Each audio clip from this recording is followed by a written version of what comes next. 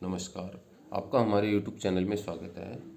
इस वीडियो में हम एनसीईआरटी द्वारा निर्धारित जो कक्षा 8 की पाठ्य पुस्तक है हमारे अतीत इतिहास, इसमें अध्याय नंबर 9 राष्ट्रीय आंदोलन का संगठन 1870 के दशक से 1947 तक का हम अध्ययन करेंगे। दोस्तों, आप हमारे YouTube चैनल पर नए हैं तो प्लीज़ चैनल को सब्सक्राइब कर दें, बेल आइकन को प्रेस कर दें ताकि जो सिलेबस से संबंधित प्रतियोगी परीक्षाओं में प्रश्न पूछे जाते हैं उनकी वीडियो आपको लगातार मिलती रहे। तो हम इसमें राष्ट्रीय आंदोलन का जो संगठन है और उसके ऊपर 1870 के दशक से 1947 तक की चर्चा हम इस वीडियो में करेंगे। पिछले अध्यायों में हम निम्नलिखित का अध्ययन कर चुके हैं। देखिए, इन बातों का हम जो पिछले अध्याय किए, पिछली जो वीडियो पढ़ने की हैं उनमें इन चीज़ों का हम अध्ययन कर चुके हैं। भारतीय भू क्षेत्र पर अंग्रेजों का कब्जा और रियासतों का अधिग्रहण, नए कानूनों और प्रशासकीय संस्थाओं की शुरुआत, किसानों और आदिवासियों की जिंदगी में बदलाव, 19वीं सदी में आए जो शैक्षणिक बदलाव, महिलाओं की स्थिति से संबंधित वाद और विवाद, जाति व्यवस्था की चुनौतियां, समाज और धार्मिक सुधार, 1857 का विद्रोह और उसके बाद की स्थिति, हस्त कलाओं का पतन और उद्योगों का विकास। इन सब पॉइंटों का अध्ययन हम पिछली वीडियो में हम कर चुके हैं। दोस्तों, इनसे संबंधित आप कोई भी प्रश्न, आपके मन में डाउट्स हैं और आप उनके बारे में जानना चाहते हो तो हमारे चैनल पर जाकर के इनसे संबंधित वीडियो आप देख सकते हो। देखिए, इस चित्र में क्या दिखाया गया है। भारत छोड़ो आंदोलन के दौरान प्रदर्शनकारियों पर आंसू गैस के गोले छोड़ती पुलिस। इन मुद्दों के बारे में आपने जो कुछ पढ़ा उसके आधार पर क्या आपको ऐसा लगता है कि भारत के लोग ब्रिटिश शासन से असंतुष्ट थे? यदि हाँ, तो विभिन्न समूह और वर्ग क्यों असंतुष्ट थे, इसके बारे में चर्चा हम इस पाठ में करेंगे। राष्ट्रवाद का उदय। उपरोक्त बदलावों ने लोगों को एक अहम सवाल के बारे में सोचने के लिए विवश कर दिया। यह देश क्या है और किसके लिए है? इसका जवाब धीरे धीरे इस रूप में सामने आया। भारत का मतलब है यहाँ की जनता। भारत यहाँ रहने वाले किसी भी वर्ग, रंग, जाति, पंथ, भाषा या जेंडर वाले तमाम लोगों का घर है। यह देश और इसके सारे संसाधन और इनकी सारी व्यवस्था उन सभी के लिए है। इस जवाब के साथ ये एहसास भी सामने आया कि अंग्रेज भारत के संसाधनों व यहाँ के लोगों की ज़िंदगी पर कब्जा जमाए हुए हैं और जब तक यह नियंत्रण खत्म नहीं होता, भारत यहाँ के लोगों का, भारतीयों का नहीं हो सकता है। यह चेतना 1850 के बाद बने राजनीतिक संगठनों में साफ दिखाई देने लगती है। 1870 और 1880 के दशकों में बने राजनीतिक संगठनों ने यह चेतना और गहरी हो चुकी थी। इनमें से ज़्यादातर संगठनों के बागडोर वकील और अंग्रेजी जो शिक्षित पेशेवर थे उनके हाथों में थी। पूना सार्वजनिक सभा, इंडियन एसोसिएशन मद्रास महाजन सभा, बॉम्बे रेजिडेंसी एसोसिएशन और भारतीय राष्ट्रीय जो कांग्रेस थे आदि इस तरह के प्रमुख संगठनों में से थे। पूना सार्वजनिक सभा, इस नाम को आप गौर से देखिए। सार्वजनिक का मतलब होता है सब लोगों का या सबके लिए, सर्व यानी सभी, जनिक यानी लोगों का। हालांकि इनमें से बहुत सारे संगठन देश के खास हिस्सों में काम कर रहे थे, लेकिन वे अपने लक्ष्य को भारत के सभी लोगों का लक्ष्य बताते थे। उनके मुताबिक उनके लक्ष्य किसी खास इलाके, समुदाय या वर्ग के लक्ष्य नहीं थे। वे इस सोच के साथ काम कर रहे थे कि लोग संप्रभु हों। संप्रभुता एक आधुनिक और राष्ट्रवाद का बुनियादी तत्व होता है। ये संगठन इस धारणा की से चलते थे कि भारतीय जनता को अपने मामले के बारे में फैसले लेने की आज़ादी होनी चाहिए। संप्रभु देखिए क्या होता है, बाहरी हस्तक्षेप के बिना स्वतंत्र रूप से कदम उठाने की जो क्षमता होती है उसे संप्रभु कहा जाता है। 1870 और 1880 के दशकों में ब्रिटिश शासन के प्रति असंतोष और ज़्यादा गहरा हुआ। 1878 में आर्म्स एक्ट पारित किया गया जिसके जरिए भारतीयों द्वारा अपने पास हथियार रखने का अधिकार छीन लिया गया। उसी साल वर्नाक्यूलर प्रेस एक्ट भी पारित किया गया जिसमें सरकार की आलोचना करने वाले को चुप कराया जा सके। इससे संबंधित यह एक्ट पारित किया गया। इसमें देखो क्या प्रावधान किया गया, अगर किसी अखबार में कोई आपत्तिजनक चीज़ छपती है तो सरकार उसकी प्रिंटिंग प्रेस सहित सारी संपत्ति को जब्त कर लेगी। 1883 में सरकार ने इलबर्ट बिल लागू करने का प्रयास किया। इसको लेकर काफ़ी हंगामा हुआ। इस विधेयक में प्रावधान किया गया है कि भारतीय न्यायाधीश भी ब्रिटिश या यूरोपीय व्यक्तियों पर मुकदमे चला सकते हैं, ताकि भारत में काम करने वाले अंग्रेज और भारतीय न्यायाधीशों के बीच समानता स्थापित की जा सके।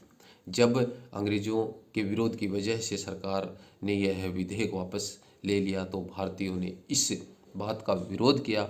इस घटना से भारत में अंग्रेजों के असली रवैये का पता चलता था। प्रचारक ऐसा व्यक्ति जो सूचनाओं के प्रसार, रिपोर्ट्स, बैठकों में भाषण आदि के जरिए किसी खास विचार का प्रचार प्रसार करता है, उसे प्रचारक कहा जाता है। पढ़े लिखे भारतीयों का एक अखिल भारतीय संगठन की जरूरत 1880 से ही महसूस की जा रही थी, परंतु इल्बर्ट विधेयक ने इस चाह की ओर गहरा कर दिया था।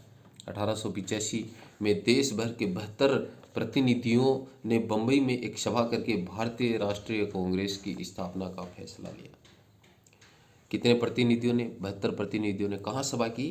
बंबई में। संगठन के प्रारंभिक जो नेता थे वो दादा भाई नौरोजी, फिरोज शाह मेहता, बदरुद्दीन तैयबजी, WC बनर्जी, सुरेंद्र नाथ बनर्जी, रोमेश चंद्र बनर्जी, S सुब्रमण्यम अय्यर एवं अन्य प्राय बंबई और के ही रहने वाले थे। नौरोजी व्यवसायी और प्रचारक थे, लंदन में रहते थे और कुछ समय के लिए ब्रिटिश संसद के सदस्य भी रहे। उन्होंने युवा राष्ट्रवादियों का मार्गदर्शन किया। सेवानिवृत्त ब्रिटिश अफसर A.O. ह्यूम ने भी विभिन्न क्षेत्रों के भारतीयों को निकट लाने में अपनी अहम भूमिका अदा की। कांग्रेस किसके पक्ष में बोलने का प्रयास कर रही थी? जनवरी 1886 में द इंडियन मिरर नामक अखबार में लिखा गया है ये एक लेख, बंबई में आयोजित प्रथम राष्ट्रीय कांग्रेस हमारे देश की भावी संसद का केंद्रक है और यह हमारे देशवासियों के लिए अकल्पनीय रूप से लाभकारी परिणामों को जन्म देगी। बदरुद्दीन तैयबजी ने 1887 में अध्यक्ष की हैसियत से कांग्रेस को संबोधन करते हुए कहा था, यह कांग्रेस भारत के किसी एक वर्ग समुदाय के प्रतिनिधियों से मिलकर नहीं बनी है, बल्कि यह भारत के सभी समुदायों की एक संस्था है। चित्र दादा भाई नौरोजी की पुस्तक poverty and un British rule in India में ब्रिटिश शासन के आर्थिक परिणामों की बहुत तीखी आलोचना की गई है। यह दादा भाई नौरोजी की प्रसिद्ध पुस्तक है, poverty and un British rule in India. बढ़ता हुआ राष्ट्र अक्सर कहा जाता है कि अपने पीछे 20 सालों में कांग्रेस अपने उद्देश्य और तरीकों के लिहाज से मध्यम मार्गी पार्टी रही है। इस दौरान कांग्रेस ने सरकार और शासन में भारतीयों को और ज़्यादा जगह दिए जाने के लिए आवाज़ उठाई। कांग्रेस का आग्रह था कि विधान परिषदों में भारतीयों को ज़्यादा जगह दी जाए, परिषदों को ज़्यादा अधिकार दिए जाएं और जिन प्रांतों में परिषद नहीं हैं वहां उनका गठन किया जाए। कांग्रेस चाहती थी कि सरकार में भारतीयों को भी ऊंचे पद दिए जाएं। इस काम के लिए उसने मांग की सिविल सेवा के लिए लंदन के साथ साथ भारत में भी परीक्षा आयोजित की जाए। गतिविधि शुरुआत से ही कांग्रेस सभी भारतीय लोगों के हक में और उनकी ओर बोलने का संकल्प व्यक्त कर रही थी। कांग्रेस ने ऐसा क्यों किया होगा? निरस्त करना, किसी कानून को समाप्त करना, किसी कानून की वैधता अधिकृत रूप से समाप्त कर देना। शासन व्यवस्था के भारतीयकरण की मांग नक्सलवाद के खिलाफ चल रहे आंदोलन का एक हिस्सा थी, क्योंकि जब तक ज़्यादातर महत्वपूर्ण नौकरियों पर गोरे अफसरों का ही कब्जा था, अंग्रेज आमतौर पर यह मानकर चलते थे कि भारतीयों को जिम्मेदारी भरे पद नहीं दिए जा सकते, क्योंकि अंग्रेज अफसर अपनी भारी भरकम वेतन का एक बड़ा हिस्सा ब्रिटेन भेज रहे थे। इसलिए लोगों को उम्मीद थी कि भारतीयकरण से यहाँ की धन संपत्ति भी कुछ हद तक भारत में रुकने लगेगी। भारतीयों की मांग थी कि न्यायपालिका और कार्यपालिका से अलग किए जाएं, आर्म्स एक्ट को निरस्त किया जाए और अभिव्यक्ति व बोलने की स्वतंत्रता दी जाए। शुरुआती सालों में कांग्रेस ने कई आर्थिक मुद्दे भी उठाए। उनका कहना था कि भारत में ब्रिटिश शासन की वजह से गरीबी और अकाल पड़ रहे हैं। बढ़ते लगान के कारण काश्तकार और जमींदार विपन्न हो गए थे और अनाजों के भारी निर्यात की वजह से खाद्य पदार्थों का अभाव पैदा हो गया था। कांग्रेस की मांग थी कि लगान कम की जाए, फौजी खर्चों में कटौती की जाए, सिंचाई के लिए ज़्यादा अनुदान दिए जाएं, उसमें नमक कर, विदेशों में भारतीयों के साथ रहने वाले बर्ताव और भारतीयों के कामों में दखल अंदाजी करने वाले वन प्रशासन की वजह से वनवासियों की बढ़ती मुसीबतों के बारे में सारे प्रस्ताव पारित किए। इससे पता चलता है कि पढ़े लिखे संपन्न वर्ग की संस्था होते हुए भी कांग्रेस केवल पेशेवर समूह, जमींदारों और उद्योगपतियों के हक में ही नहीं बोल रही थी। सोने की चाह में डिनसो वाचा नामक एक मध्यम मार्गी नेता ने 1887 में नौरोजी को संबोधित करते हुए लिखा था, आजकल फिरोज शाह अपने निजी कामों में बहुत ज़्यादा व्यस्त हैं। वे लोग पहले ही काफ़ी अमीर हैं। तेलंग साहब भी व्यस्त रहते हैं। मुझे समझ नहीं आता, अगर सभी लोग सोने की चाह में इतने व्यस्त रहेंगे तो देश की प्रगति कैसे हो सकती है। मध्यम वर्गीय नेता को ब्रिटिश शासन के अन्यायपूर्ण चरित्र से अवगत कराना चाहते थे। उन्होंने अखबार निकाले, लेख लिखे और यह साबित करने का प्रयास किया कि भारतीय शासन देश की आर्थिक तबाही की ओर ले जा रहा है। उन्होंने अपने भाषणों में ब्रिटिश शासन की निंदा की। जनमत निर्माण के लिए देश के विभिन्न भागों में अपने प्रतिनिधि भेजे, लेकिन मध्यम मार्गियों को ये लगता था कि अंग्रेज स्वतंत्रता व न्याय के आदर्शों का सम्मान करते हैं, इसलिए वे भारतीयों की न्याय संगत मांगों को स्वीकार कर लेंगे। लिहाजा कांग्रेस का मानना था कि सरकार को भारतीयों की भावना से अवगत कराया जाए। गतिविधि उपरोक्त टिप्पणी के आधार पर शुरुआती कांग्रेस के बारे में कौन सी जो समस्याएं हैं उनका पता चलता है। स्वतंत्रता हमारा जन्मसिद्ध अधिकार है। 1890 के दशक तक बहुत सारे लोग कांग्रेस के राजनीतिक तौर तरीकों पर सवाल खड़ा करने लगे थे।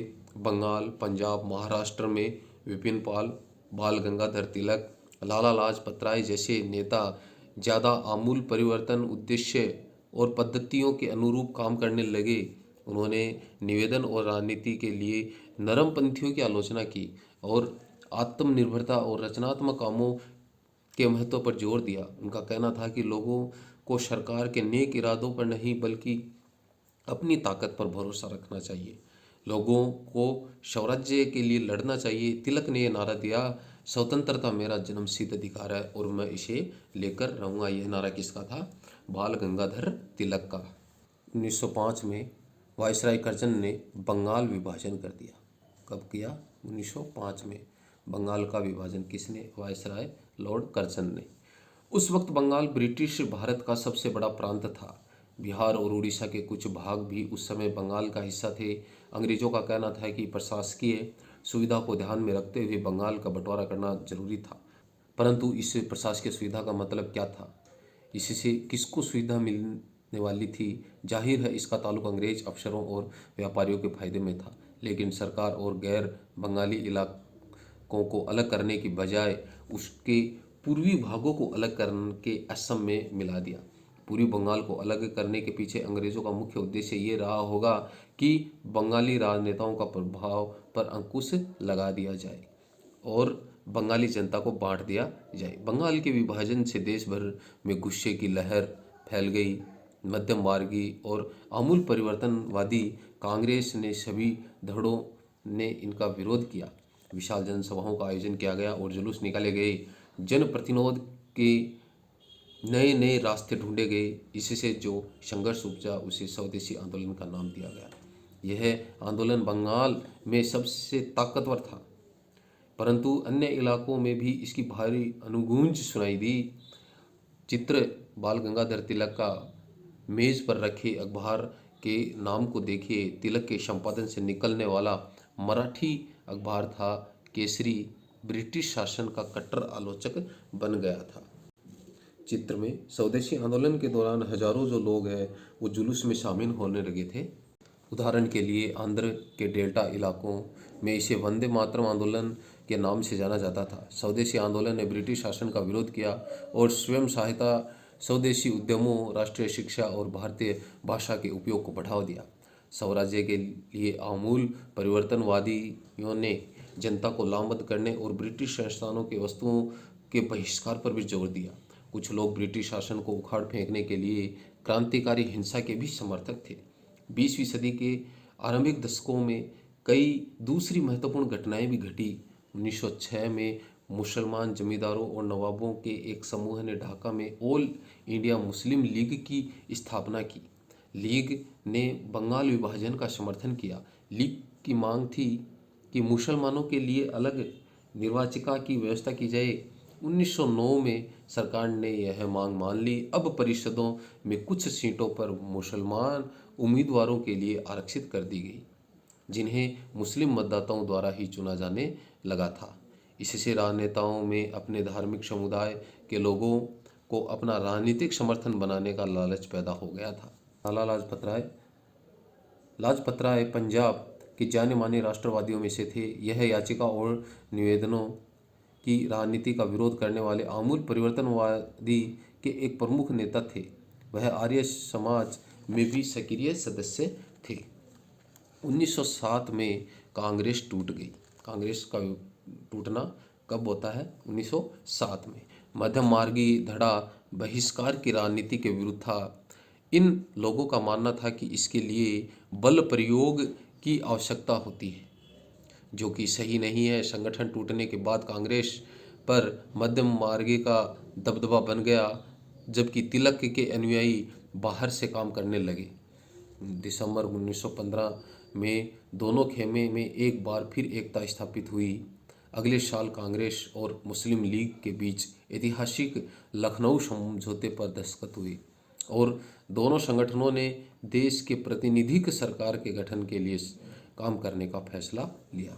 क्रांतिकारी हिंसा, समाज में आमूल बदलाव लाने के लिए हिंसा का प्रयोग करना। परिषद प्रशासकीय सलाहकारी या प्रतिनिधिक दायित्वों को निभाने वाली मनोनीत या निर्वाचित संस्था होती है, उसे परिषद कहा जाता है। जन राष्ट्रवाद का उदय। 1919 के बाद अंग्रेजों के खिलाफ चल रहा संघर्ष धीरे धीरे एक जन आंदोलन में तब्दील होने लगा। किसान, आदिवासी, विद्यार्थी और महिलाएं बड़ी संख्या में इस आंदोलन से जुड़ने लगे। कई औद्योगिक मजदूरों ने भी आंदोलन में योगदान दिया। 20 के दशक से कुछ खास व्यावसायिक समूह भी कांग्रेस को सक्रिय समर्थन देने लगे थे। ऐसा क्यों हुआ? पहले विश्व युद्ध ने भारत की आर्थिक और राजनीतिक स्थिति बदल दी। इस युद्ध की वजह से ब्रिटिश भारत सरकार ने रक्षा व्यय में भारी इजाफा हुआ। इस खर्चे को निकालने के लिए सरकार ने निजी आय और व्यावसायिक मुनाफे पर कर बढ़ा दिया था। सैनिक व्यय में इजाफे और युद्धक आपूर्ति की वजह से जरूरी कीमतों की चीज़ों में उछाल आया और आम लोगों की जिंदगी मुश्किल होने लगी थी। दूसरी ओर व्यावसायिक समूह युद्ध से बेहिसाब मुनाफा कमा रहे थे। जैसा कि आप अध्याय 7 में पढ़ चुके हैं, इस युद्ध से औद्योगिक जो वस्तुएं थी, जूट के बोरे, कपड़े, पटरियों की मांग क्या हुई? बढ़ गई। गतिविधि पता लगाएं, पहला विश्व युद्ध है वो किन देशों ने लड़ा था और अन्य देशों से भारत आने वाले आयात में कमी लाती थी। इस तरह युद्ध के दौरान भारतीय उद्योगों का विस्तार हुआ और भारतीय व्यावसायिक समूह विकास के लिए और अधिक अवसरों की मांग करने लगी। युद्ध ने अंग्रेजों को अपनी सेना बढ़ाने के लिए विवश किया। एक विदेशी युद्ध की खातिर गांवों में सिपाहियों की भर्ती के लिए दबाव डाला जाने लगा। बहुत सारे सिपाहियों को दूसरे देशों के युद्ध के मोर्चों पर भेज दिया गया। इनमें से बहुत सारे सिपाही युद्ध के बाद यह समझदारी लेकर लौटे कि साम्राज्यवादी शक्तियां एशिया और अफ्रीका के लोगों का किस तरह शोषण कर रही हैं। फलस्वरूप ये लोग भी भारत में औपनिवेशिक शासन का विरोध करने लगे। इसके अलावा 1917 में रूस की क्रांति हुई। इस घटना के चलते किसानों और मजदूरों के संघर्षों का समाचार और साम्राज्यवादी विचार बड़े पैमाने पर फैलने लगे थे, जिससे भारतीय राष्ट्रवादियों को एक नई प्रेरणा मिली। महात्मा गांधी का आगमन। इन्हीं ही हालात में महात्मा गांधी एक जननेता के रूप में सामने आए। गांधी जी 46 वर्ष की उम्र में 1915 में दक्षिण अफ्रीका से भारत लौटे थे। वे वहां पर नक्सल भेदी पाबंदियों के खिलाफ अहिंसक आंदोलन चला रहे थे और अंतर्राष्ट्रीय स्तर पर उनकी अच्छी मान्यता थी और लोग उनका आदर भी करते थे। दक्षिण अफ्रीकी आंदोलन की वजह से उन्हें हिंदू, मुस्लिम, पारसी और ईसाई, गुजराती, तमिल और उत्तर भारतीय उच्च वर्गीय व्यापारी, वकील और मजदूर सब तरह के भारतीयों ने मिलने जुलने का मौका मिल चुका था। चित्र में नटाल कांग्रेस के संस्थापक, डरबन, दक्षिण अफ्रीका, 1895 ईस्वी का। 1895 में अन्य भारतीयों के साथ महात्मा गांधी ने असली भेदभाव का विरोध करने के लिए नटाल कांग्रेस का गठन किया था। क्या आप चित्र में गांधी जी को पहचान सकते हैं? यह पिछली कतार के ठीक बीच में कोट और टाई पहने दिखाई दे रहे हैं। इस चित्र में आपको ये पहचान करनी है। महात्मा गांधी ने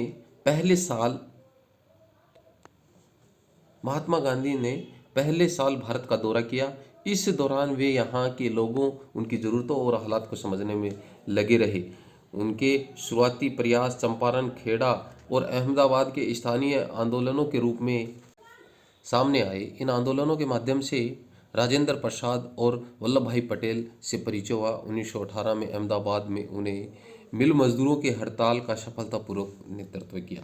आइए अब 1919 से 1922 के बीच के आंदोलनों को कुछ गहराई से देखें। गतिविधि: जलियांवाला बाग हत्याकांड के बारे में जानकारी इकट्ठा करें।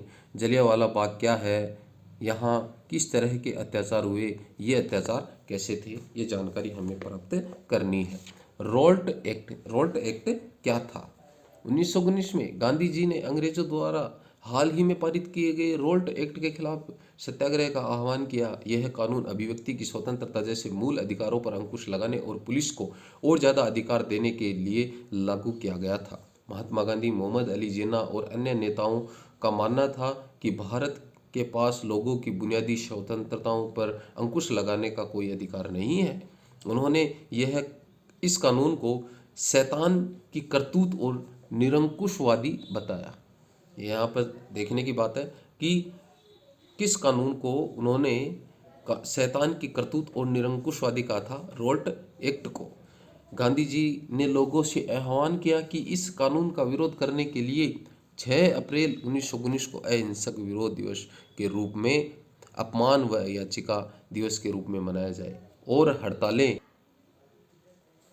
की जाए।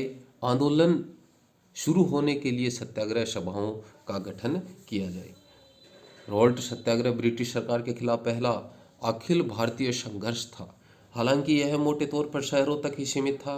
अप्रैल 1919 में पूरे देश में जगह जगह जुलूस निकाले गए और हड़तालों का आयोजन किया गया। सरकार ने इन आंदोलन को कुचलने के लिए दमनकारी रास्ता अपनाया। बैसाखी 13 अप्रैल के दिन अमृतसर में जनरल डायर द्वारा जलियांवाला बाग में किया गया हत्याकांड इसी दमन का एक हिस्सा था। इस जनसंहार पर रविंद्रनाथ टैगोर ने अपनी पीड़ा और गुस्सा जताते हुए नाइटहुड की उपाधि अंग्रेजों को वापस लौटा दी। इस चित्र में जहां पर जनरल डायर ने लोगों की सभा पर गोलियां चलाई थी, बाद में इस चित्र में लोग दीवार पर बने गोलियों के निशान की तरफ इशारा कर रहे हैं। नाइटहुड क्या है? ब्रिटिश राजा रानी की तरफ से किसी व्यक्ति की अप्रितम व्यक्तिगत सफलताओं या जन सेवा के लिए दी जाने वाली इस उपाधि को नाइटहुड कहा जाता है, जो रविंद्रनाथ टैगोर को दी गई थी और उन्होंने जो जलियांवाला बाग हत्याकांड हुआ उसके विरोध में नाइटहुड की जो उपाधि है अंग्रेजों को वापस लौटा दी थी। रोल्ट सत्याग्रह के दौरान लोगों ने ब्रिटिश शासन के खिलाफ हिंदुओं और मुसलमानों के बीच गहरी एकता बनाए रखने के लिए प्रयास किए। महात्मा गांधी भी यही चाहते थे।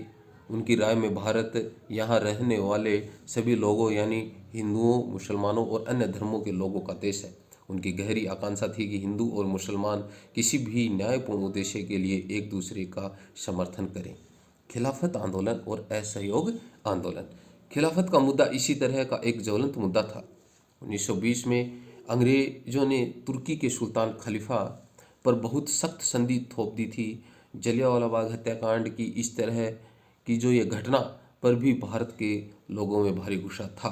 भारतीय मुसलमान भी यही चाहते थे कि पुराने ओटोमन साम्राज्य में स्थित पवित्र मुस्लिम स्थानों पर खलीफा का नियंत्रण बना रहना चाहिए। खिलाफत आंदोलन के नेता मोहम्मद अली और शौकत अली अब एक सर्वव्यापी असहयोग आंदोलन शुरू करना चाहते थे। गांधी जी ने उनके आह्वान का समर्थन किया और कांग्रेस से आग्रह किया कि वह पंजाब में हुए अत्याचारों यानी जलियांवाला बाग जो हत्याकांड हुआ है और खिलाफत के मामले में हुए अत्याचार के विरुद्ध मिलकर अभियान चलाए और स्वराज्य की मांग करे। पीड़ा का चिरंतन सिद्धांत। अहिंसा से गांधी का क्या आशय था? अहिंसा किसी संघर्ष का आधार कैसे बन सकती थी, इस बारे में गांधी जी का यह कहना था। प्रतिफल की मामूली सी भी इच्छा किए बिना लगातार अच्छे काम करते जाना से अहिंसा का जन्म होता है। यही अहिंसा सबसे अमूल्य सबक है। दक्षिण अफ्रीका में मैंने अन्याय और अत्याचार को रोकने के उद्देश्य से पीड़ा के अनंत सिद्धांत को सीख लिया है। इसका सकारात्मक आशय अहिंसा से है। इसके लिए आपको किसी भी व्यक्ति के हाथों खुशी खुशी पीड़ा सहने के लिए तैयार रहना चाहिए और आप किसी के प्रति दुर्भावना नहीं रखेंगे, यहाँ तक कि आपके साथ बुरा करने वालों के साथ भी नहीं। यह महात्मा गांधी के विचार थे 12 मार्च 1938 के। 1921-22 के दौरान असहयोग आंदोलन को और गति मिली। हजारों विद्यार्थियों ने सरकारी स्कूल कॉलेज छोड़ दिए। मोतीलाल नेहरू, CR दास, राजगोपालचारी और आसफ अली जैसे बहुत सारे वकीलों ने वकालत छोड़ दी। अंग्रेजों द्वारा दी गई उपाधियां उन्हें वापस लौटा दी गई। विधानमंडलों का बहिष्कार किया गया। जगह जगह लोगों ने विदेशी कपड़ों की होली जलाई। 1920 से 1922 के बीच विदेशी कपड़ों की आयात में भारी गिरावट आ गई, परंतु यह तो आने वाले तूफान का सिर्फ एक झलक थी। देश के ज़्यादातर हिस्से एक भारी विद्रोह के मुहाने पर खड़े हो गए। लोगों की पहल कदमी। कई जगहों पर लोगों ने ब्रिटिश शासन का अहिंसक विरोध किया, लेकिन कई स्थानों पर विभिन्न वर्गों और समूहों ने गांधी जी के आह्वान के अपने हिसाब से अर्थ निकाले और इस तरह के रास्ते अपनाए जो गांधी के विचारों से मेल नहीं खाते थे। सभी जगह लोगों ने अपने आंदोलनों को स्थानीय मुद्दों के साथ जोड़कर आगे बढ़ाया। आइए ऐसे कुछ उदाहरणों पर विचार करें। खेड़ा, गुजरात के पाटीदार किसानों ने अंग्रेजों द्वारा थोप दिए गए भारी लगान के खिलाफ अहिंसक आंदोलन चलाया। तटीय आंध्र प्रदेश और तमिलनाडु के भीतरी भागों में शराब की दुकानों की घेरेबंदी की। आंध्र प्रदेश के गुटूर में आदिवासी और गरीब किसानों ने बहुत सारे वन सत्याग्रह किए। इन सत्याग्रहों के बारे में वे चराई शुल्क अदा किए बिना भी अपने जानवरों को जंगल में छोड़ देते थे। उनका विरोध इसलिए था। घेरेबंदी देखें क्या होती है। लोगों को किसी इमारत या दुकान में जाने से रोकने के लिए किए जाने वाला जो विरोध प्रदर्शन होता है उसे घेरेबंदी कहा जाता है। महंत, सिख गुरुद्वारों के जो धार्मिक कर्ता धर्ता होते हैं उन्हें महंत कहा जाता है। गैर कानूनी बेदखली, पटाईदारों को उनके पट्टे से जबरन और गैर कानूनी ढंग से निकाल देना गैर कानूनी बेदखली है, क्योंकि औपनिवेशिक सरकार ने वन संसाधनों पर उनके अधिकारों को बहुत सीमित कर दिया था। उन्हें यकीन था कि गांधी जी उन पर लगे कर कम करा देंगे और वन कानूनों को ख़त्म करा देंगे। बहुत सारे वन गांवों में किसानों ने स्वराज का ऐलान कर दिया, क्योंकि उन्हें उम्मीद थी कि गांधी राज जल्दी ही स्थापित होने वाला है। सिंध, जो अब मौजूदा पाकिस्तान में है, में मुस्लिम व्यापारी और किसान खिलाफत के आह्वान पर बहुत उत्साहित थे। बंगाल में भी खिलाफत असहयोग के गठबंधन ने जबरदस्त सांप्रदायिक एकता को जन्म दिया और राष्ट्रीय आंदोलन को एक नई ताकत प्रदान की। पंजाब में सिखों के अकाली आंदोलन ने अंग्रेजों की सहायता से गुरुद्वारों में जमे बैठे भ्रष्ट महंतों को हटाने के लिए आंदोलन चलाया। यह आंदोलन असहयोग आंदोलन से काफ़ी घनिष्ठ रूप से जुड़ा हुआ दिखाई देता था। असम में गांधी महाराज की जय के नारे लगाते हुए चाय बागान जो मजदूर हैं उन्होंने अपनी तनख्वाह के में इजाफे की मांग शुरू कर दी। उन्होंने अंग्रेजी स्वामित्व वाले बागानों में नौकरी छोड़ दी। उनका कहना था कि गांधी भी यही चाहते हैं। उस दौर के बहुत सारे असमिया वैष्णव गीतों में कृष्ण की जगह गांधी राज का यशगान किया जाने लगा। इस चित्र में गांधी की जनता से उपजी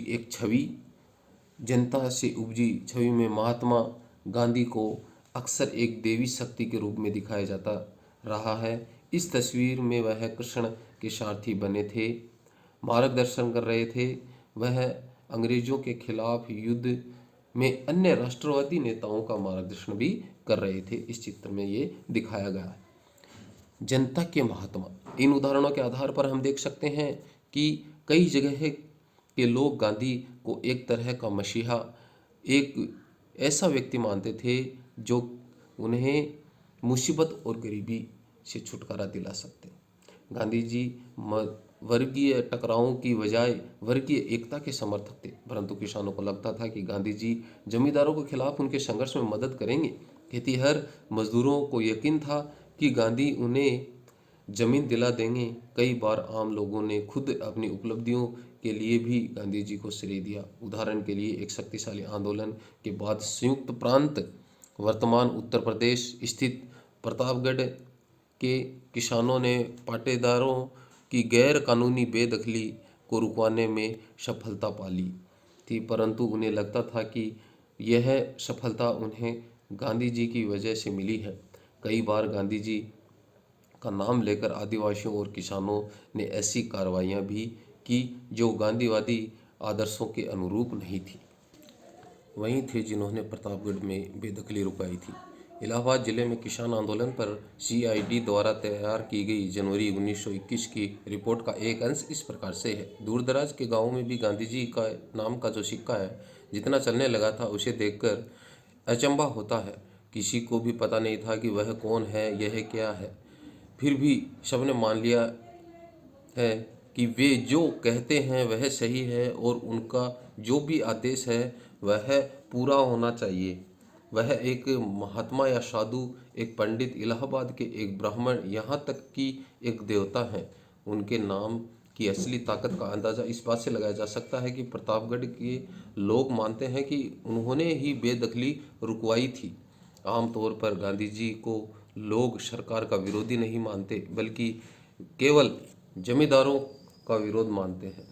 हम गांधी जी और सरकार के पक्ष में हैं।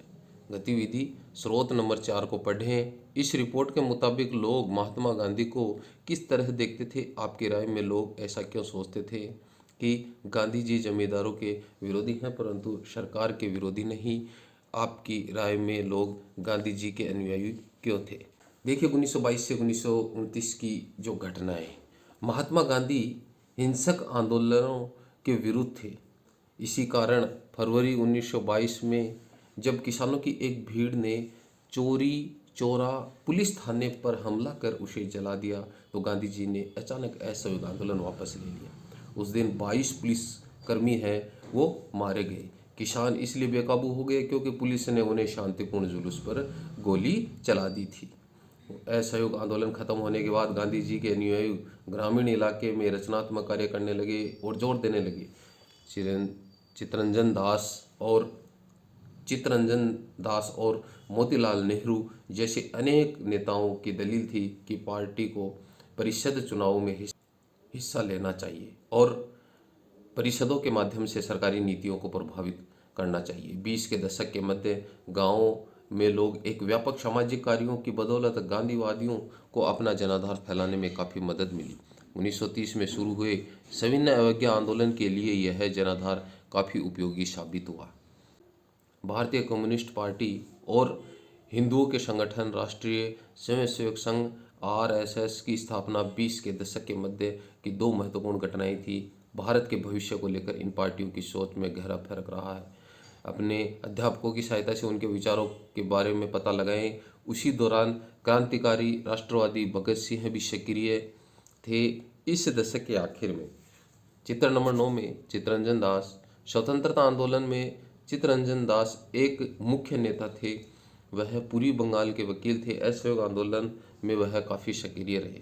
इस चित्र में कमीशन का विरोध करते हुए आंदोलनकारी। 1927 में इंग्लैंड में बैठी ब्रिटिश सरकार ने लॉर्ड साइमन के अगुवाई में एक आयोग भारत भेजा। इस आयोग को भारत के राजनीतिक भविष्य का फैसला करना था। इस आयोग में कोई भारतीय प्रतिनिधि नहीं था। इस फैसले की वजह से भारत में भारी असंतोष पैदा हुआ। सभी राजनीतिक जो संगठन हैं उन्होंने इस आयोग का बहिष्कार किया। जब कमीशन सदस्य भारत पहुंचे तो प्रदर्शनों के साथ उनका स्वागत किया गया। प्रदर्शनकारियों का नारा था, साइमन वापस जाओ। में कांग्रेस ने पूर्ण स्वराज्य का प्रस्ताव पारित किया। जवाहरलाल नेहरू की अध्यक्षता में 1929 में पारित किए गए इस प्रस्ताव के आधार पर 26 जनवरी 1930 को पूरे देश में स्वतंत्रता दिवस मनाया गया। बहरे कानों को सुनने के लिए धमाकों की जरूरत होती है, इंकलाब जिंदाबाद, ये भगत सिंह के विचार थे। भगत सिंह, चंद्रशेखर आज़ाद, सुखदेव और उनके जैसे अन्य क्रांतिकारी राष्ट्रवादी औपनिवेशिक शासन तथा अमीर शोषक वर्गों से लड़ने के लिए मजदूरों और किसानों की क्रांति चाहते थे। इस काम को पूरा करने के लिए उन्होंने 1928 में दिल्ली स्थित फिरोजशाह कोटला में Hindustan socialist Republic association HRSA की स्थापना की थी। 17 दिसंबर 1928 को भगत सिंह, चंद्रशेखर आज़ाद और राजगुरु ने लाला लाजपत राय पर लाठीचार्ज करने वाले सैंडर्स नामक पुलिस अफसर की हत्या की थी। इसी लाठीचार्ज के कारण लाला लाजपत राय की मृत्यु हुई थी। अपने साथी राष्ट्रवादी BK दत्त के साथ भगत सिंह ने 8 अप्रैल 1929 को केंद्रीय विधान परिषद में बम फेंका। क्रांतिकारियों ने अपने पर्चे में कहा था कि उनका मकसद किसी की जान लेना नहीं बल्कि बहरों को सुनाना है तथा विदेशी सरकार को उसके द्वारा किए जा रहे भयानक शोषण से अवगत कराना है।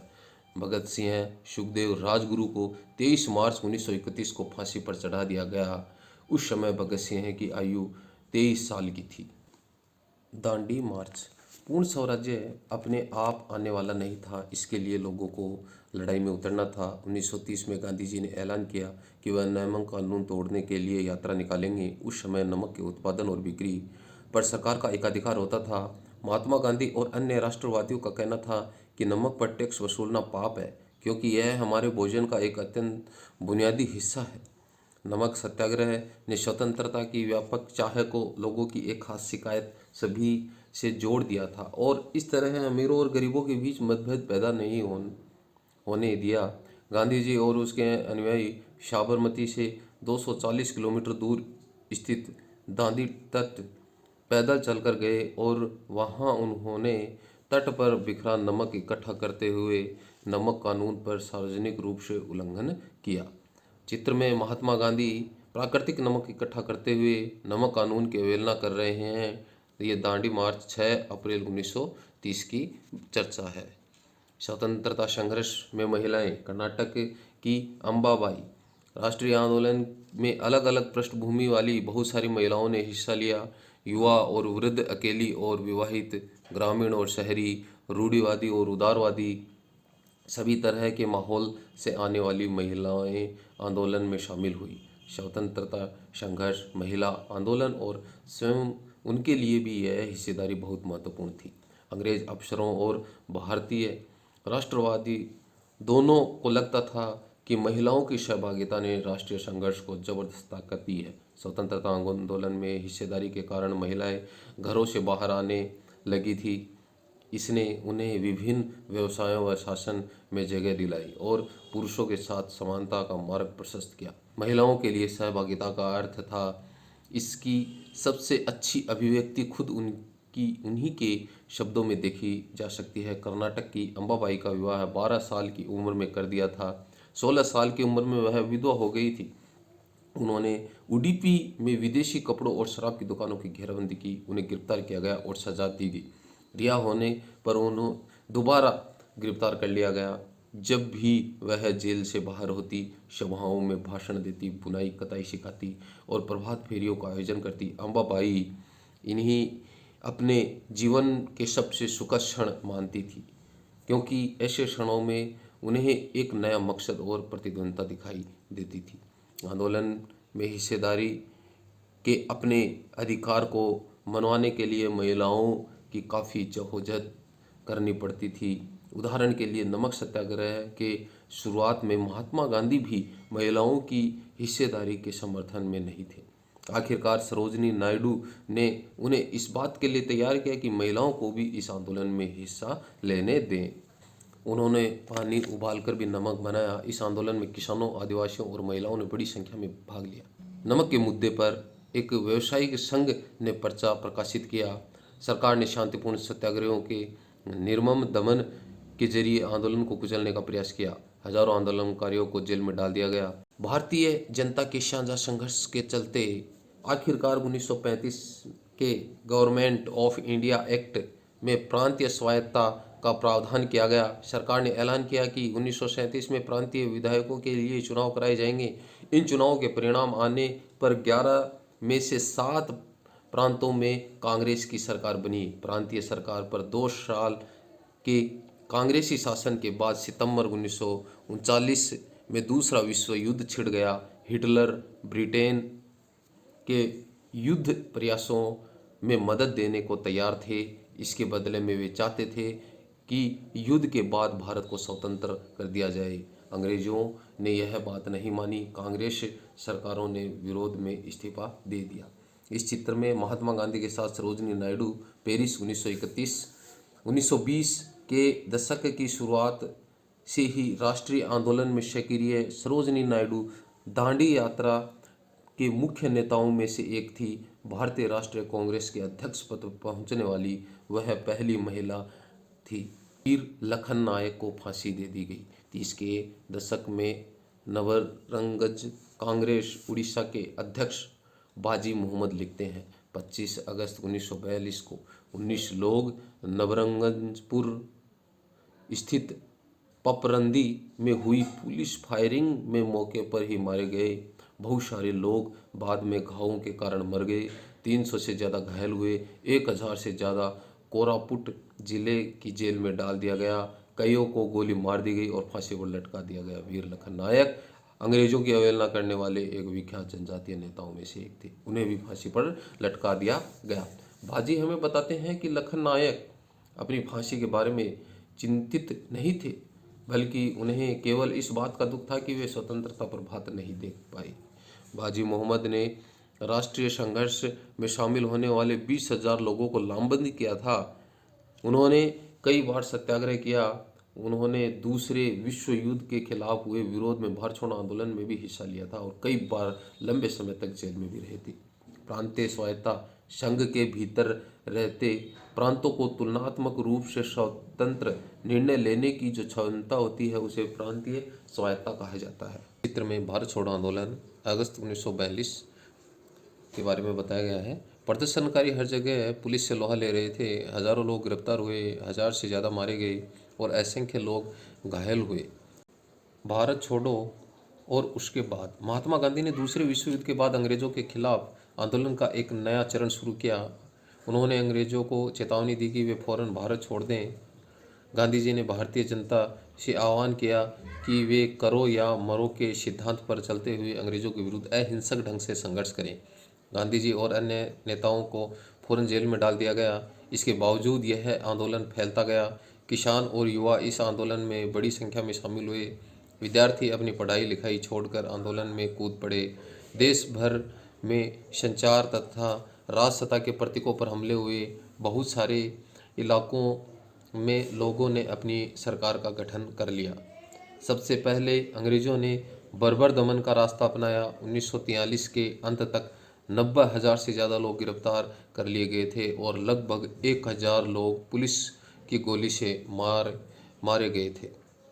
बहुत सारे इलाकों में हवाई जहाज़ों से भी भीड़ पर गोलियां बरसाने के आदेश दिए गए, परंतु आखिरकार इस विद्रोह ने ब्रिटिश राज को घुटने टेकने के लिए मजबूर कर दिया। सुभाष चंद्र बोस समाजवादी विचार रखने वाले आमूल परिवर्तनवादी राष्ट्रवादी सुभाष चंद्र बोस अहिंसा के गांधीवादी आदर्शों में विश्वास नहीं रखते थे। हालांकि राष्ट्रपिता के रूप में गांधी जी का सम्मान करते थे। जनवरी 1941 में उन्होंने बिना किसी को बताए कलकत्ता छोड़ दिया और जर्मनी के रास्ते होते हुए सिंगापुर पहुंच गए। भारत को अंग्रेजों के नियंत्रण से मुक्त कराने के लिए उन्होंने वहां पर आज़ाद हिंद फौज यानी इंडियन नेशनल आर्मी INA का गठन किया। 1944 में आज़ाद हिंद फौज ने इम्फाल और कोहिमा की ओर से भारत में प्रवेश करने का प्रयास किया, परंतु यह अभियान सफल नहीं हो पाया। INA के सदस्यों को कैद कर लिया गया और उन पर मुकदमे चलाए गए। देश भर में तमाम तरह के लोगों ने आज़ाद हिंद फौज के सिपाहियों पर चलाए गए मुकदमे के खिलाफ चले संघर्षों में हिस्सा लिया। स्वतंत्रता और विभाजन की ओर 1940 में मुस्लिम लीग ने देश के पश्चिमोत्तर तथा पूर्वी क्षेत्रों में मुसलमानों के लिए स्वतंत्र राज्यों की मांग करते हुए एक प्रस्ताव पारित किया। इस प्रस्ताव में विभाजन या पाकिस्तान का जिक्र नहीं था। मुस्लिम लीग ने उपमहाद्वीप के मुसलमानों के लिए स्वायत्त व्यवस्था की मांग क्यों की थी? 1930 के दशक के आखिरी साल में लीग मुसलमानों और हिंदुओं को अलग अलग राष्ट्र मानने लगी थी। इस विचार तक पहुंचने में 20 और 30 के दशकों में हिंदू और मुसलमानों के बीच संगठनों के बीच हुए। मौलाना आज़ाद तथा कांग्रेस कार्यकारी समिति के अन्य सदस्य सेवाग्राम 1942 में। मौलाना आज़ाद का जन्म मक्का में हुआ था। उनके पिता बंगाली और माँ अरब मूल की थी। बहुत सारी भाषाओं के जानकार, आज़ाद, इस्लाम के विद्वान और वहादते दीन यानी सभी धर्मों की बुनियादी एकता के हिमायती थे। गांधीवादी आंदोलन में हमेशा सक्रिय रहने वाले और हिंदू मुस्लिम एकता के पक्के हिमायती थे। उन्होंने जिन्ना के दो राष्ट्र सिद्धांत का भी विरोध किया था। इस चित्र में गांधी जिन्ना वार्ताओं से पहले गांधी जी के साथ बात करते चक्रवर्ती राजगोपालाचारी 1944, वो वृद्ध राष्ट्रवादी और दक्षिण में नमक सत्याग्रह के नेता सी राजगोपालाचारी 1946 में बनी अंतरिम सरकार के सदस्य थे और स्वतंत्र भारत के पहले भारतीय गवर्नर जनरल रहे।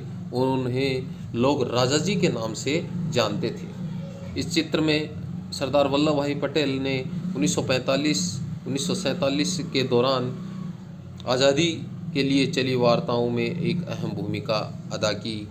पटेल नादियाड गुजरात के एक गरीब किसान व्यवसायी परिवार के थे। 1918 के बाद स्वतंत्रता आंदोलन की अगली कतार में रहने वाले पटेल 1931 में कांग्रेस के अध्यक्ष भी रहे। यह चित्र महात्मा गांधी के साथ मोहम्मद अली जिन्ना सितंबर 1944-1920 तक हिंदू मुस्लिम एकता के समर्थक में सक्रिय रहे। जिन्ना ने लखनऊ समझौता करवाने में एक अहम भूमिका अदा की थी। 1934 के बाद उन्होंने मुस्लिम लीग को पुनर्जीवित किया और अंत में वे पाकिस्तान की स्थापना के सबसे मुख्य प्रवक्ताओं की कतार में पहुँचे। चित्र नंबर 20, जवाहरलाल नेहरू कांग्रेस के बम्बई अधिवेशन से पहले महात्मा गांधी से बात कर रहे हैं। जुलाई 1946 का यह चित्र है। गांधी जी के शिष्य, कांग्रेस समाजवादी और अंतर्राष्ट्रीयवादी विचार रखने वाले नेहरू राष्ट्रीय आंदोलन और स्वतंत्र भारत की आर्थिक एवं राजनीति व्यवस्था के मुख्य शिल्पियों में से एक थे। सामान्य निर्वाचन क्षेत्र, ऐसे निर्वाचन क्षेत्र जहां किसी धार्मिक तथा अन्य संप्रदाय के लिए कोई आरक्षण नहीं था। तनाव का भी हाथ रहा होगा। 1937 के प्रांतीय चुनाव संभवतः इससे भी ज़्यादा बड़ा कारण रहे। इन चुनावों में मुस्लिम लीग को इस बात का यकीन दिला दिया था कि यहाँ मुसलमान अल्पसंख्यक हैं और किसी भी लोकतांत्रिक संरचना में उन्हें हमेशा गौण भूमिका निभानी पड़ेगी। लीग को यह भी भय था कि संभव है कि मुसलमानों को प्रतिनिधित्व ही नहीं मिल पाए। 1937 में मुस्लिम लीग संयुक्त प्रांत में कांग्रेस के साथ मिलकर सरकार बनाना चाहती थी, परंतु कांग्रेस के इस प्रस्ताव को स्वीकार नहीं किया गया, जिससे फासला और बढ़ गया। 30 के दशक में मुस्लिम जनता को अपने साथ लामबंद करने में कांग्रेस की विफलता ने भी लीग को अपना सामाजिक जनाधार फैलाने में मदद दी। 40 के दशक के शुरुआती सालों में जिस समय कांग्रेस के लिए ज़्यादातर नेता जेल में थे, उस समय लीग ने अपना प्रभाव फैलाने के लिए तेज़ी से प्रयास किया। 1945 में विश्व युद्ध खत्म होने के बाद अंग्रेज़ों ने भारतीय स्वतंत्रता के लिए कांग्रेस और लीग से बातचीत शुरू कर दी।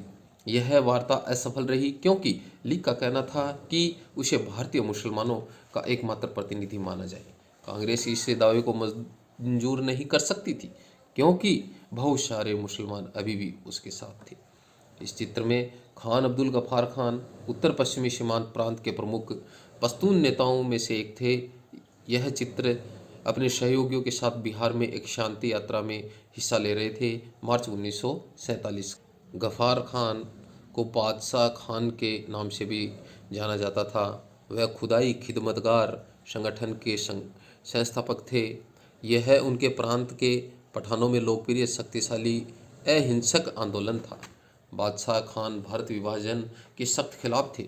उन्होंने 1947 में इस फैसले पर मंजूरी देने के लिए कांग्रेस के अपने साथियों की भर्त्सना भी की थी। 1946 में दोबारा प्रांतीय चुनाव हुए। सामान्य निर्वाचन क्षेत्रों में कांग्रेस का प्रदर्शन तो अच्छा रहा, परंतु मुसलमानों के लिए आरक्षित सीटों पर लीग को बेजोड़ सफलता भी मिली। लीग पाकिस्तान की मांग पर चलती रही। मार्च 1946 में ब्रिटिश सरकार ने इस मांग का अध्ययन करने और स्वतंत्र भारत के लिए एक सही राजनीतिक बंदोबस्त सुझाने के लिए 3 सदस्यीय परिसंघ भारत भेजा। इस परिसंघ ने सुझाव दिया कि भारत अविभाजित रहे और उसे मुस्लिम बहुल क्षेत्रों को कुछ स्वायत्तता देते हुए एक ढीले ढाले महासंघ के रूप में संगठित किया जाए। कांग्रेस और मुस्लिम लीग दोनों ही इस प्रस्ताव के कुछ खास प्रावधानों पर सहमत नहीं थे। अब देश का विभाजन अवश्यंभावी था। कैबिनेट मिशन की इस विफलता के बाद मुस्लिम लीग ने पाकिस्तान की अपनी मांग मनवाने के लिए जन आंदोलन शुरू कर दिए। उसने 16 अगस्त 1946 को प्रत्यक्ष कार्रवाई दिवस मनाने का आह्वान किया। इसी दिन कलकत्ता में दंगे भड़क उठे जो कई दिनों तक चलते रहे। इन दंगों में हजारों लोग मारे गए। मार्च 1947 तक उत्तर भारत के विभिन्न भागों में भी हिंसा फैल गई। कई लोग मारे गए। असंख्य महिलाओं को विभाजन की इस हिंसा में अकथनीय अत्याचारों का सामना करना पड़ा। करोड़ों लोगों को अपने घर बार छोड़कर भागना पड़ा। अपने मूल स्थानों से बिछड़कर ये लोग रातों रात अजनबी ज़मीन पर शरणार्थी बनकर रह गई। विभाजन का नतीजा यह भी हुआ कि भारत की शक्ल सूरत बदल गई, उसके शहरों का माहौल बदल गया और एक नए देश पाकिस्तान का जन्म हुआ। इस तरह ब्रिटिश शासन से स्वतंत्रता का यह आनंद विभाजन की पीड़ा और हिंसा के साथ हमारे सामने आया। इस चित्र में हिंसाग्रस्त पंजाब से आए शरणार्थी आश्रय और भोजन की तलाश में दिल्ली में इकट्ठा हो रहे हैं। अफ्रीका में राष्ट्रवाद घाना का उदाहरण 19वीं सदी के आखिरी और 20वीं सदी की शुरुआत में बहुत सारे अफ्रीकी और एशियाई देशों में राष्ट्रवाद का उदय हुआ। इनमें से बहुत सारे देशों में राष्ट्रवाद का उदय स्वतंत्रता के लिए उपनिवेशवाद विरोधी संघर्षों के तहत हुआ था। अफ्रीका में औपनिवेशिक शासन तानाशाही जैसा था। विदेशी शासकों के प्रतिनिधि के रूप में केवल मुखियाओं को ही शासन चलाने की छूट दी जाती थी या फिर अफ्रीकियों के बारे में केवल गोरे प्रतिनिधियों वाले सभाएं कानून बनाती थी। कम से कम दूसरे विश्व युद्ध के बाद तक अफ्रीकियों के पास निर्णय लेने या प्रतिनिधित्व की ताकत नहीं थी। स्थानीय भूस्वामियों या किसानों से जमीन का जबरन अधिग्रहण, करों में वृद्धि, खराब कार्य परिस्थितियों की वजह से बहुत सारे अफ्रीकी आंदोलन शुरू हुए। 1957 में घाना स्वतंत्रता पाने वाला उप सहारा अफ्रीका का पहला देश बना। इससे पहले उसे गोल्ड कोस्ट के नाम से जाना जाता था। यहाँ स्वतंत्रता आंदोलन का नेतृत्व क्वामे नक्रुमा की कन्वेंशन पीपुल्स पार्टी कर रही थी। घाना की जनता ने स्वतंत्रता के लिए हड़ताल, बहिष्कार और जन आंदोलनों का रास्ता अपनाया था। 1951 में कन्वेंशन पीपुल्स पार्टी को चुनाव में ज़बरदस्त सफलता मिली थी। इस पार्टी ने उस प्रणाली का विरोध किया जिसमें ब्रिटिश शासकों ने मुखियाओं को विधान सभाओं में अपने प्रतिनिधियों को भेजने का अधिकार दिया हुआ था। इस पार्टी ने अंग्रेज़ों पर दबाव डाला कि वे ऐसी विधान सभा बनाएं जिससे कोई मनोनीत या विशेष सदस्य ना हो। 1954 में इस मांग को मान लिया गया। 1956 में नई विधान परिषद के लिए चुनाव हुए। कन्वेंशन पीपुल्स पार्टी ने इन चुनावों में सफलता पाई और इस तरह घाना के नाम से एक नव स्वाधीन राष्ट्र का निर्माण मार्ग की ओर प्रशस्त हो गया। दोस्तों, इस वीडियो में हमने इस पाठ का अध्ययन किया है। नेक्स्ट वीडियो में हम इसके पाठगत प्रश्न और इसके महत्वपूर्ण प्रश्न और पाठ सार का अध्ययन करेंगे। आप हमारे YouTube चैनल पर बने रहने के लिए हमारी इस वीडियो को लाइक करें, चैनल को सब्सक्राइब करें, बेल आइकन को प्रेस करें ताकि इस प्रकार की जो वीडियो हैं आपको लगातार मिलते रहें।